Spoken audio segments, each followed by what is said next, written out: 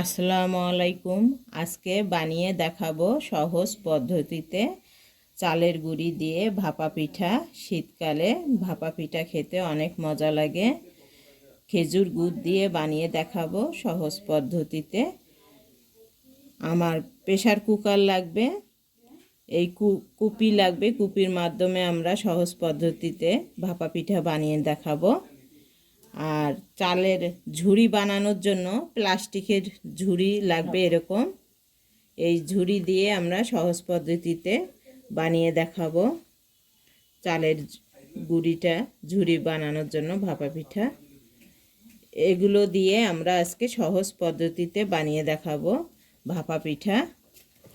চলেন যাই রেসিপি দেখিয়ে দেই কিভাবে তৈরি করা হয় ভাপা পিঠা। এখানে 1.5 কেজি চালের আটা নেওয়া হয়েছে, অথবা চালের গুঁড়ি বলা হয় ভাপা পিঠা বানানোর জন্য। এখন চালের গুঁড়ির মধ্যে সুষুম পানি দিয়ে দেওয়া হলো ঝুড়ি বানানোর জন্য ভাপা পিঠা।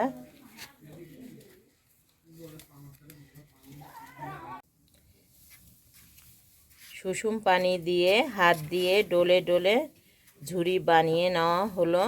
এখন ঝুড়িটা বের করে নেবে ভাপা পিঠার জন্য।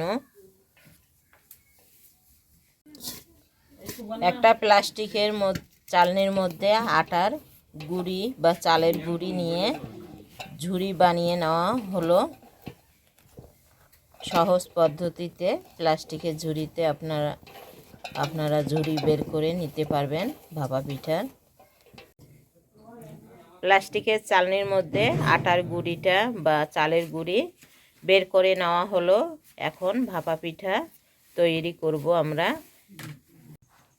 এখানে একটা কুপি নেওয়া হয়েছে, কুপির মাধ্যমে আমরা প্রেসার কুকারে ভাপা পিঠাটা বানিয়ে নিব। ঝুড়ি দেওয়া হলো, তারপর খেজুর গুড় দেওয়া হবে।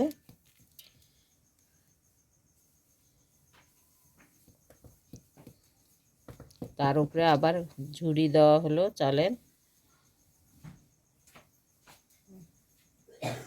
প্রেসার কুকারে পানি পরিমাণ মতো দিয়ে ভাপ নিয়ে নেওয়া হয়েছে।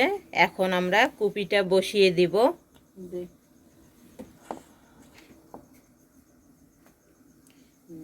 সহজ পদ্ধতিতে ভাপা পিঠা বানানোর।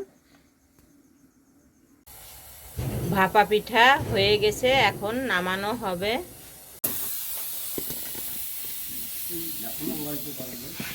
সুন্দর সহজ পদ্ধতিতে বানানো হয়ে গেল ভাপা পিঠা। সুন্দর হয়েছে।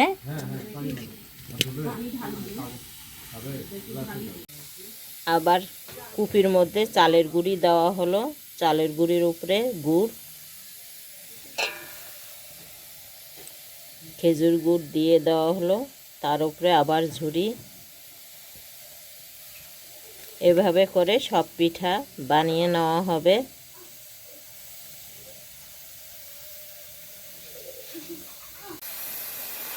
আবার কুকারের মধ্যে দিয়ে দেওয়া হলো কুপিটা বসে।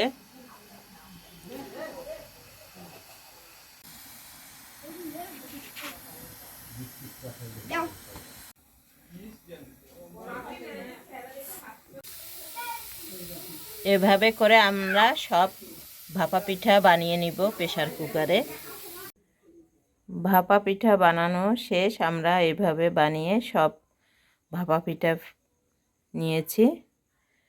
ভাপা পিঠার রেসিপি ভালো লাগলে লাইক, কমেন্ট, সাবস্ক্রাইব করবেন, আমার পাশে থাকবেন। আল্লাহ হাফেজ।